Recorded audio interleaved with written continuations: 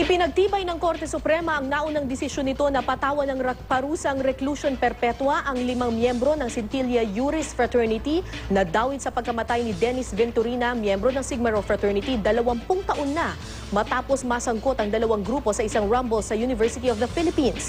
May nusugo si Tina Panganiban Perez. Tahimik at payapa ang lugar ng karunungan na ito, ang UP sa Diliman, Quezon City. Pero noong December 8, 1994, dumanak ang dugo rito. Nasangkot noon ang ilang miyembro ng Scintilla Juris at Sigma Rho Fraternity sa isang rumble.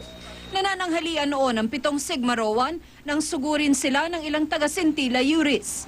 Isang namatay dahil sa mga bugbog na tinamo, si Dennis Venturina ng Sigma Rho Fraternity, habang ang ibang brad niya, sugatan.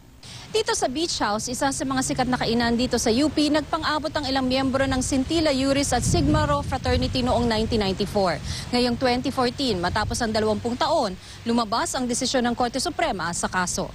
Pinagtibay ng 3rd Division ng Korte Suprema ang mga naunang desisyon ng Court of Appeals at Quezon City Regional Trial Court na nagpapataw ng parusang reklusyon perpetua sa 5 taga-Scintilla Juris sa kasong murder. Pero sinabi rin ng 3rd Division na guilty rin ang mga akusado sa kasong attempted murder kaugnay ng pambubugbog nila sa iba pang mga taga-Sigma Rho. Ang Sigma Rho, natutuwang nagkaroon na raw ng closure at sa hustisya ang pagkamatay ng kanilang brad na si Venturina. We always abide by the rule of law.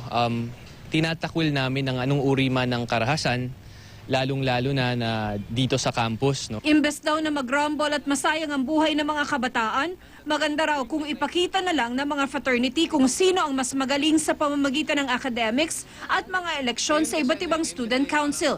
Mas maganda pa raw kung magtutulungan na lang ang mga frat para labanan ng mga tunay na kaaway ng bansa, ang mga nagsasamantala raw sa pwesto at nang-aagaw ng ating teritoryo. Anumang frat niya, anumang grupo niya, dapat matigil na ito. Ang mga abogado naman ni Danilo Feliciano Jr., ang isa sa mga taga-Scintilla Juris Fraternity na nakulong kaugnay sa kaso, nagbabalak maghain ng motion for reconsideration. Ang kampo ng iba pang hinatulan ng reklusyon perpetua na sina Julius Victor Medalla, Christopher Soliva, Warren Zingapan at Robert Michael Beltran Alvir, wala pang pahayag kaugnay ng ibinabang desisyon ng Korte Suprema.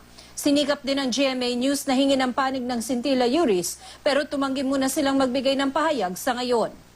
Pwede pa naman daw silang maghain ng ganitong motion, ayon kay Supreme Court spokesperson Teddy Te.